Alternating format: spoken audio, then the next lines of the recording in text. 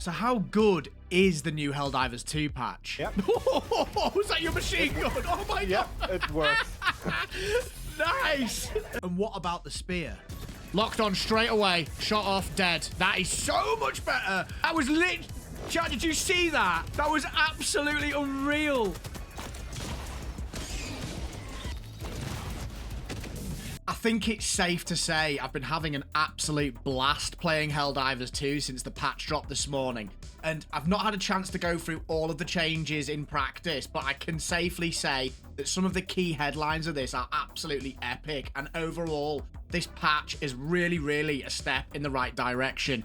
With that being said, though, it is absolutely not all sunshine and rainbows, folks. And I do want to stress this before I get carried away, because there are some things that I am really positive about, but there are also some areas which I will go over in today's video, which I do think the devs have still missed and made mistakes with. And I think that despite that, at least we now have this kind of hope where the devs are actually moving forwards in a way where they are listening to us and they are implementing some really nice ideas moving forward. So with that being said, let's get into it. First up, the spear. And as you've just seen from the footage, folks, I'm pretty excited about this one. It's an absolute joy to play, in my opinion. The locking mechanic has been fixed, and this has made for buttery smooth lock-ons most of the time. Admittedly, not every time, but a vast improvement. I've been so impressed with the snappiness of the lock-on and just generally how it's been performing against both bugs and bots. It can one or two shot a Hulk, and that's nothing new. It obviously depends on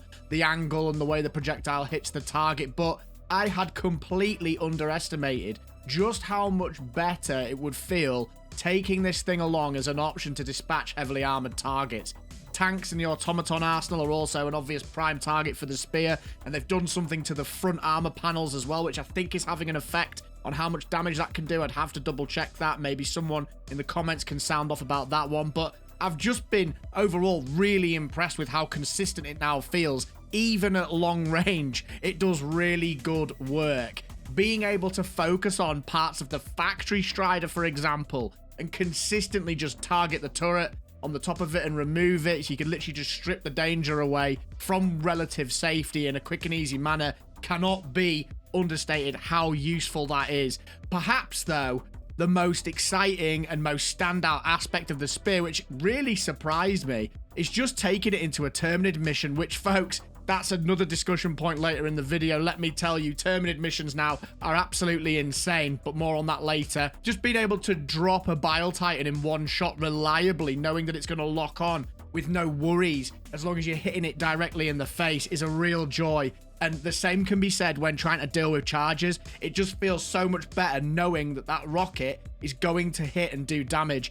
It also can miss, though. I will say that if you're too close to a target, even when you get the lock on, the spear will just kind of fly off and miss. I think that's fair enough. That's kind of a little drawback that stops it being too overpowered. The elephant in the room is obviously that not all is well with the spear, folks. You can't kill automaton spawners. It's stated in the patch notes. They've clearly had to do something to do with the targeting, and a knock-on effect of that is to remove the ability to do that.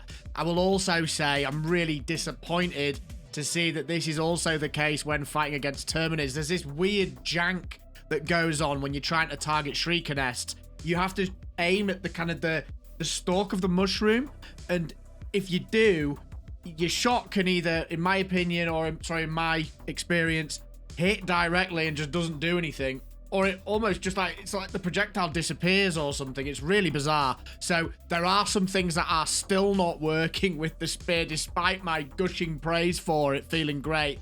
It's still not there yet, but I think, folks, once this is working at 100%, we are going to have an incredibly useful and really fun stratagem on our hands to keep bringing into those missions. Two major standouts for me are the Liberator concussive against Terminids and the tenderizer against both bots and bugs. More on that in a moment. The concussive really surprised me because the projectile damage against durable body parts being buffed from 23% to 35% didn't really seem like a big deal to me, and nothing to get excited about on paper, but in practice, this gun just feels so much better.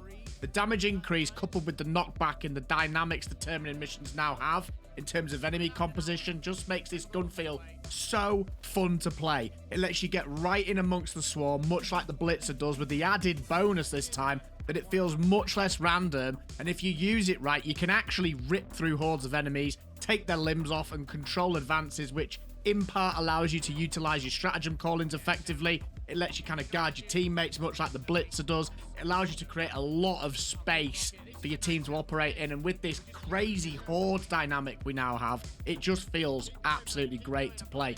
It really feels like they're leaning into the fun factor and the fantasy which they've talked about before, and I'm all for that, folks. Is it the most powerful weapon in the game? Absolutely not. Is it fun to use? It is so fun to use. An absolute legendary weapon in my opinion now. I'm also really happy to report that the tenderizer has received a substantial buff and feels absolutely awesome to play. I think they've buffed it from 60 to 95 damage per shot, and they've done a whole bunch of other stuff. In fact, let me just check for you now, folks, so I get this right. They've increased the projectile damage, as I've just mentioned. They've increased the projectile damage against durable body parts from 10 to 17%. They did decrease the ammo capacity, but that, in my opinion, feels fine. They've also decreased the number of magazines to compensate for the damage increase, and they've increased the stagger strength. I was having an absolute blast playing this against both automatons and against terminids. It feels super snappy, especially when you use the new physical perk, especially when you're using the new peak physique perk that gives you more ergonomics with your weapon. It just feels awesome to play. Now, before we dive into the not so good elements of this update, and the Warbond in particular is something I'm going to be focusing on, I'm afraid, here, folks, I just want to point out that one of the best things about this patch is actually nothing to do with the weaponry. It's actually the changes they've made to the overall kind of meta of the way that the enemy functions. They've taken away a lot of the heavy enemies, as you know from the patch notes. I'm not going to read them to you because you already know this, but they've changed the composition.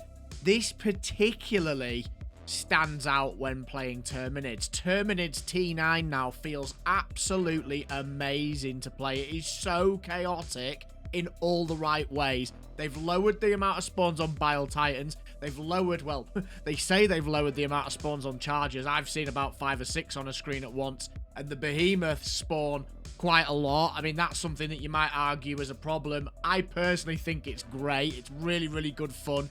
It means we're having to think a lot more about our compositions in terms of what we're bringing in with our loadouts. It's also making us think about how to react and move. Horde clear feels like it's king again. And that's not a bad thing in my opinion, because that keeps us moving. I don't know what you think about this, folks, but I did just want to draw your attention to that and let me know what you're thinking.